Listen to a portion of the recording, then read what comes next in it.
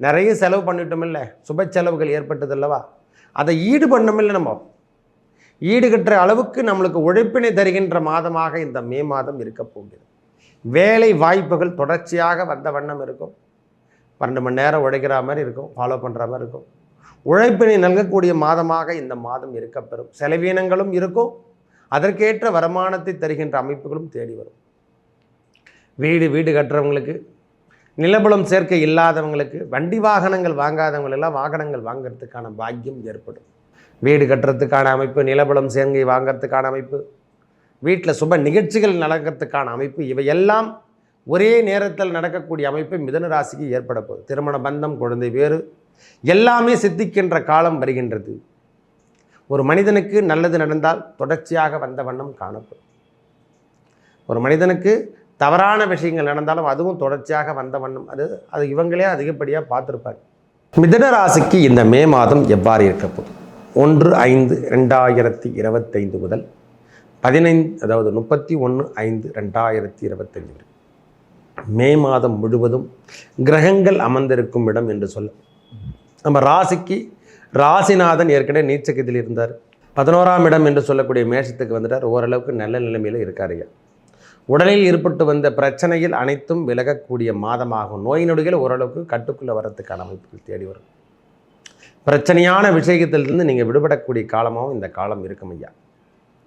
2ஆம் இடத்துல செவ்வாய் பகவான், சின்ன கோபங்கள் என்று சொல்லக்கூடிய அமைப்பு எப்பொழுதுமே இருந்து கொண்டே இருக்கும்.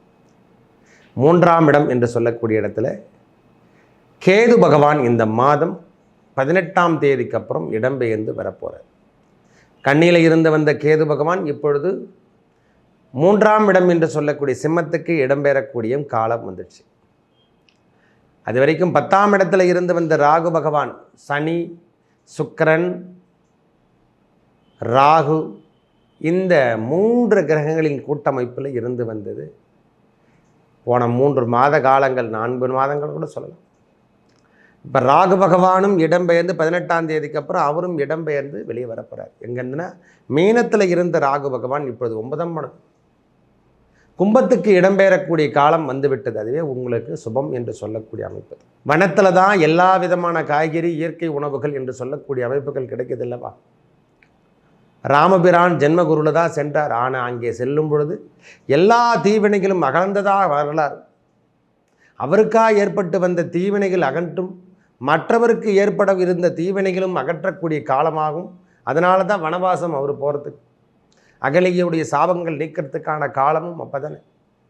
அந்த காட்டில் இருந்து அவருடைய கால் பாதம் படிந்த பிறகு தான் திருப்பியும் அந்த அகலிகையுடைய தாசம், பாறையாக கல்லாக இருந்தவள் கூட பெண்ணாக மாறின காலம். அப்போது ஜென்ம குரு பகவான் நம்மளுக்கு வருவது, நம்மளை குரு என்று சொன்னாலே அதை சுத்தப்படுத்துவது, ஒளி குடைக்கக்கூடிய அமைப்பு நம்ம தெரிஞ்சுக்கணும். எல்லாருமே ஜென்மகுரு வந்துடுச்சு பயமுத்திட்டு சும்மா தேவையில்லாதெல்லாம் பேசக்கூடாது. குரு இருந்தால் அந்த இடத்துக்கான சுத்தங்கள் செய்ய வேண்டும். அவர் என்னென்ன தூய்மை இல்லாமல் இருந்தால் அந்த தூய்மையான எண்ணத்தை உருவாக்கி தருவார். ஐயா, ஒரு ஆசிரியர் பணி என்ன? ஒரு ஆசிரியருடைய பணி மாணவனை சீராக்குவது. அது ஜென்மத்துக்கு வரும்போது, சந்திரனிடத்தில் வரும்பொழுது அவருடைய தன்மையெல்லாம் மாற்றி அமைத்து ஒரு குருஞான ஸ்தானத்துக்கு வரணும். அவதான் அதனுடைய சிறப்பு தன்மை. என்ன கொஞ்சம் ஸ்டார்டிங்கில் கொஞ்சம் கடினமாக தெரியும், அதுக்கப்புறம் அவையே சரி செய்யும். ஆரம்ப காலத்தில் கொஞ்சம் சற்று சச்சரை தரா மாதிரி தெரியும். அவையெல்லாம் நீங்கி அவருடைய பார்வை பலிதம் என்று சொல்லக்கூடிய அந்த சிறப்பு பார்வை, 5ஆம் பார்வை, 7ஆம் பார்வை, 9ஆம் பார்வை. இந்த மாதம் 15 தேதிக்கு அப்புறம் உங்களுக்கு குறைந்த அழுத்தத்தில் இருந்தவங்க ரொம்ப நாளாக எதிர்பார்த்துட்ருக்குங்க, குழந்தை பேரே கிடைக்கலங்க அப்படின்னு நினைக்கிறவங்களுக்கெல்லாம் உடனுக்குடன் குழந்தை பேர் சித்திக்கின்ற மாதங்கள் கிடைக்க போகுது. எனக்கு தெரிஞ்ச வரைக்கும் தடை என்பது இருந்து வந்த ஜென்ம குருவாக இருந்தாலும் தடையெல்லாம் விலகி, உங்கள் தோஷமெல்லாம் விலகி ஒரு பாக்கியத்துக்கு நீங்கள் வரப்போகிறீங்க சுவாமி. திருப்பியும் பெரிய நிலைமைக்கு வர்றதுக்கான காலம் ஏற்பட போகுது. தவறான பாதை எந்த காரணம் கொண்டு தேர்ந்தெடுத்துக்காதீங்க. தவறான செயல்களை நாம் தேர்ந்தெடுக்கக்கூடாது. இந்த நேரத்தில் குடும்பத்தில் கொஞ்சம் சற்று தள்ளி இருக்கிற மாதிரி வேலை அமைப்பிலையும் தொந்தரவான விஷயத்திலையும் கொஞ்சம் ஈடுபட்டு தள்ளி இருப்பாங்க. நிறைய பேருக்கு வேலை மாற்றங்கள் ஏற்படும். வேலை வெளியூரில் டிரான்ஸ்ஃபர் பண்ணுற மாதிரி அமைப்புகள் மிதுன ராசிக்கு இப்போவே அதுக்கான அமைப்புகள்லாம் தேடி வந்துட்டுருக்கும். என்ன இதுலேருந்து வெளியூருக்கு மாற்றிட்டாங்க சாமி, இல்லை சாமி எனக்கு இந்த சப்ஜெக்ட்லேருந்து வேறு நான் வேலைக்கு போயிடலான்னு இருக்கேன் அப்படின்ற எண்ணம் எல்லாம் இப்பொழுது இந்த மாதமே உருவாக்குறதுக்கான அமைப்பாக மே மாதம் வரும். திருப்பியும் பழைய நிலைமைக்கு சுற்றி விட போகிறாங்க. நிறைய செலவு பண்ணிட்டோம் இல்லை, சுப செலவுகள் ஏற்பட்டது அல்லவா, அதை ஈடு பண்ணோம் இல்லை, நம்ம ஈடுகட்டுற அளவுக்கு நம்மளுக்கு உழைப்பினை தருகின்ற மாதமாக இந்த மே மாதம் இருக்க போகிறது. வேலை வாய்ப்புகள் தொடர்ச்சியாக வந்த வண்ணம் இருக்கும். 12 மணி நேரம் உழைக்கிற மாதிரி இருக்கும், ஃபாலோ பண்ணுற மாதிரி இருக்கும். உழைப்பினை நல்கக்கூடிய மாதமாக இந்த மாதம் இருக்கப்பெறும். செலவீனங்களும் இருக்கும், அதற்கேற்ற வருமானத்தை தருகின்ற அமைப்புகளும் தேடி வரும். வீடு கட்டுறவங்களுக்கு, நிலபுலம் சேர்க்கை இல்லாதவங்களுக்கு, வண்டி வாகனங்கள் வாங்காதவங்களெல்லாம் வாகனங்கள் வாங்கிறதுக்கான பாக்கியம் ஏற்படும். ஒரு பெரிய முயற்சிகள் கிடைக்க போகுதுங்க, அதனால் பயப்பட தேவையில்லை. அதாவது எப்படி சொல்கிறதுன்னா, தடையில்லாமல் நம் வாழ்வாதாரம் உயரும். ஒரே வார்த்தை சொல்லப்போனால், தடையில்லாமல் நம்ம வாழ்வாதாரம் உயரக்கூடிய வாய்ப்பு இனிமேல் உண்டு.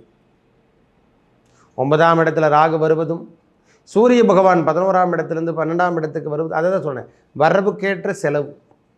ஒரு 5 தேதிக்கு அப்புறம் சூரிய பகவான் ஓரளவுக்கு வருமானம் கொடுத்துருந்தாரு. நம்ம ராசிநாதனும் கூட சேர்ந்து வரத்தில் அவரும் விரயஸ்தானம், அதாவது சூரிய பகவான் 3ஆம் அதிபதி அல்லவா, அந்த முயற்சி இளைய சகோதரன் சகோதரிகிட்டேருந்து நம்மளுக்கு விரயத்தை ஏற்படுத்தி தரும். சுப விரயங்கள் என்று சொல்லக்கூடிய அமைப்புகளை ஏற்படுத்தி தரக்கூடிய அமைப்பு தான். வீடு கட்டுறதுக்கான அமைப்பு, நிலபலம் சேர்க்கை வாங்கிறதுக்கான அமைப்பு, வீட்டில் சுப நிகழ்ச்சிகள் நடக்கிறதுக்கான அமைப்பு, இவையெல்லாம் ஒரே நேரத்தில் நடக்கக்கூடிய அமைப்பு மிதுன ராசிக்கு ஏற்பட போகுது. திருமண பந்தம், குழந்தை வேறு எல்லாமே சித்திக்கின்ற காலம் வருகின்றது. ஒரு மனிதனுக்கு நல்லது நடந்தால் தொடர்ச்சியாக வந்த வண்ணம் காணப்படும். ஒரு மனிதனுக்கு தவறான விஷயங்கள் நடந்தாலும் அதுவும் தொடர்ச்சியாக வந்த வண்ணம், அது இவங்களே அதிகப்படியாக பார்த்துருப்பாங்க. ஒரு 12 ஆண்டு காலம் சரியான முறையில் இல்லை, இனிமேல் அவங்களுக்கு சரி செய்யக்கூடிய பாக்கியம் மிதுன ராசிக்கு ஏற்பட போகுது. சனி பகவான் 10ஆம் இடத்தில் இருக்குவதும், 9ஆம் இடத்துல ராகு பகவான் இருப்பதும், ஜென்மத்தில் குரு பகவான் இருக்கிறது, 3ஆம் இடத்துல கேது பகவான் வருவது ஒரு பெரிய பராக்கிரமத்தை ஏற்படுத்தி தைரியத்தை கொடுக்கும். தந்தை ஸ்தானத்தில் இருக்கிறவங்களுக்கு உடல்நலத்தில் சற்று அக்கறை எடுத்துங்க. உடலில் ஏற்பட்டு வந்த தொந்தரவான விஷயமெல்லாம் மாறப்போகுது. மனசில் இருந்து வந்த திருப்பி அந்த காதல்கள் பூக்குதுன்னு சொல்லுவாங்கல்ல, காதல் திருமணம் கைகூடக்கூடிய காலம் வருதுயா. இந்த மாதமே நிறைய பேருக்கு திருமண பந்தம், திருமண வாய்ப்புகள் தேடி வரக்கூடிய காலம். நல்லது நடக்கும். நன்றி, வணக்கம். மேலும் நல்லதெல்லாம் நடக்க இறைவன் எம்பெருமான் முருகப்பெருமானை வழிபட அந்த காளி தேவி என்று சொல்லக்கூடிய காளி வழிபாடை எடுத்துங்க. மிதுனராசிக்காரங்களுக்கு செய்வினை கோளாறுகளிலிருந்து விடுபடக்கூடிய காலம் வரும். குருவாக இருந்தால் முருகப்பெருமானை வழிபட நம் வாழ்வில் ஏற்பட்ட துன்பங்கள் விலகி நல்லதே நடக்கும். நன்றி, வணக்கம்.